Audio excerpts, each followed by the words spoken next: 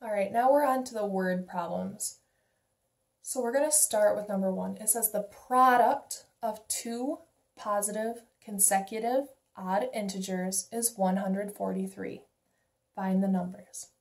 I'm going to break this down bit by bit to see what it's really talking about. First off, we have the product. Product means multiplication.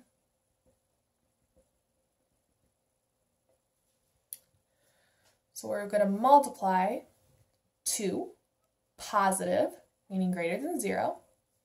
Consecutive means in a row. Odd, that would be numbers like 1, 3, 5, 7, and so on. Integers, that was our set that included stuff like -3, -2, -1, 0, 1, 2, 3, all of those. Is means equals, and 143. We're trying to find the numbers. So I'm going to start labeling these. I am going to let x be the first number.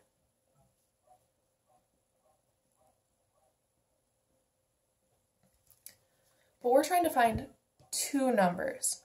The thing is, I know that they are consecutive odd integers. So for example, 1 and 3 are consecutive because they come one right after another.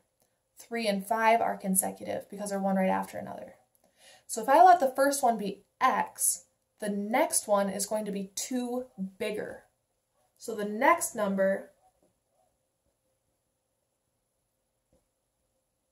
is x plus 2. We know they're going to be odd, so x is already odd. The next odd number comes 2 later. So we're trying to find the product of these, so I need to multiply these two numbers together. So I get x times x plus 2. Their product is, which means equals, 143. Now we're trying to find the numbers, so let's see what we can do with this. I'm going to start by distributing my x, giving me x squared plus 2x equals 143. I could complete the square because I already have my constant on the other side, but I actually think if I subtract 143 over, this is going to factor. Don't worry, you can use the quadratic formula if you want to. I know a lot of you do. You can. Doesn't hurt anything. So I get x squared plus 2x minus 143 equals 0. That actually does factor into x plus 13 times x minus 11. So I'm going to set each of my factors equal to 0. So either x plus 13 equals 0. Subtracting 13 from both sides gives me x equals a -13. Or x minus 11 equals 0. Adding 11 to both sides gives me x equals a positive 11. Looking back at what x really means, x is my first number, and my numbers are positive. That means that x cannot be this -13. X is equal to 11. So 11 is the first number. The next number is 11 plus 2. 11 plus 2 is 13. That means my numbers are 11 and 13. They are consecutive odd integers, and if you multiply them together, you get 143. Number 2 says the area of the rectangle is equal to the area of the square. What is the value of x? Remember, the area of a rectangle is given by length times width. In this case, my length is 2x and my width is x minus 2. So the area of the rectangle is 2x times x minus 2. The area of the square is also length times width, so I get x times x, that's x squared. We are told the area of the rectangle, which is 2x times x minus 2, is equal to the area of the square, x squared. So I can set these two expressions equal to each other. 2x times x minus 2 is equal to x squared. I'm going to distribute my 2x through, giving me 2x squared minus 4x equals x squared.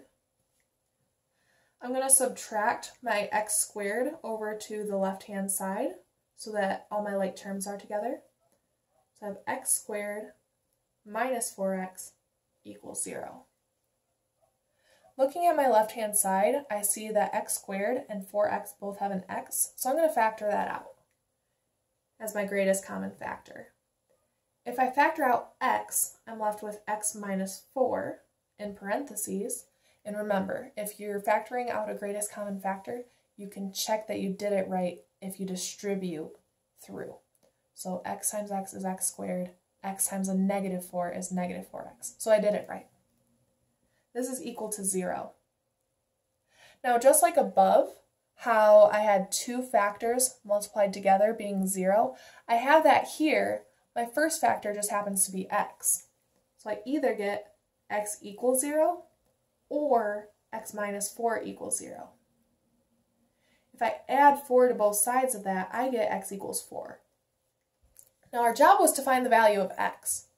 But thinking about this problem, if x were equal to 0, then this square would be non-existent. This rectangle, the length would be 0 and the width would be -2. That makes no sense. So we get to cross out x equals 0. Our solution is that x must equal 4. We can always check our answer because our areas are supposed to be the same. So if I plug in x equals 4 to the rectangle, then the length is 2 times 4, which is 8, and the width is x minus 2. That's 4 minus 2, which is 2. 8 times 2 is 16. For the square, I'd replace x and x both with 4, and 4 squared is 16. So sure enough, our areas are equal. Moving on to number 3. A man walks x kilometers north, then x plus 7 kilometers east. He is now 13 kilometers from his starting point. Find x. I'm going to kind of start by drawing a map, sort of. So thinking about a compass, north is up, south is down, west is left, east is right. So if he starts, say here, he's going to go x kilometers north. I can label that x. Then he's going to go x plus 7 east. He is now 13 kilometers from his starting point. So if I connect his starting point to the point where he is now, that distance is 13. Well, north and east are exactly 90 degrees apart, so I'm looking at a right triangle. That means I can use the Pythagorean theorem. A squared plus b squared equals c squared. Now remember, our c is our hypotenuse. That's our longest side. So 13 is going to be my c. So I get x squared plus x plus 7 squared equals 13 squared. I'm going to multiply some stuff out, and just to prepare for what's to come, x plus 7 quantity squared is x plus 7 times x plus 7. Foiling that out, I get x squared plus 7x plus 7x plus 49, which is x squared plus 14x plus 49. That's going to help us simplify our equation.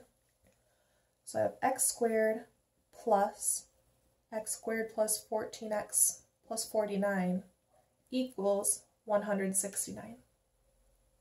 Combining my x squareds, I have 2x squared plus 14x plus 49 equals 169.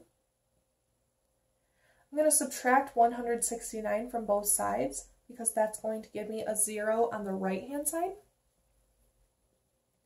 I have 2x squared plus 14x minus 120 equals 0.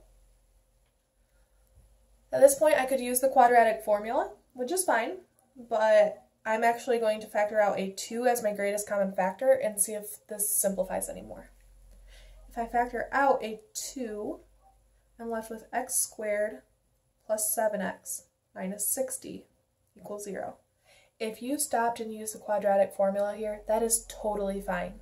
I know a lot of you are very comfortable with it, so please use it if you are. I prefer factoring personally, so that's what I try to use.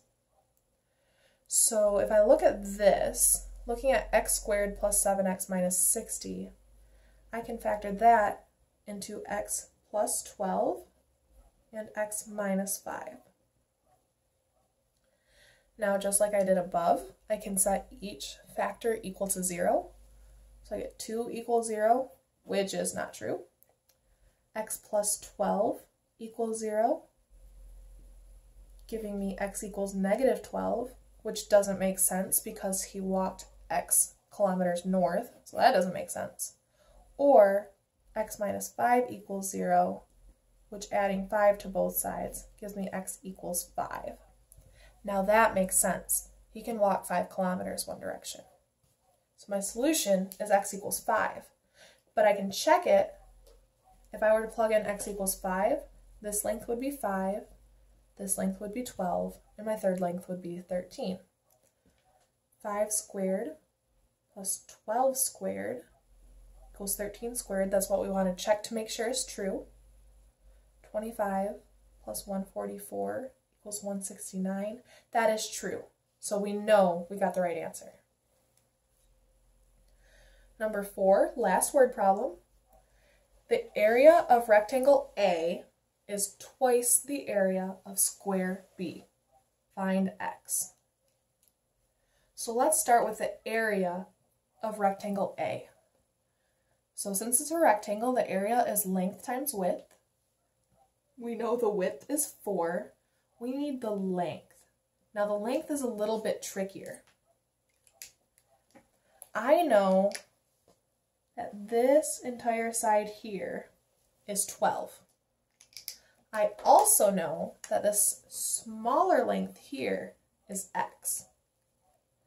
So that means the length of A's top side here is that entire 12, take away the x on the end. So that means the length of A is 12 minus x. So we know the length and the width of A. So the area is 4 times 12 minus x. B is a little bit easier.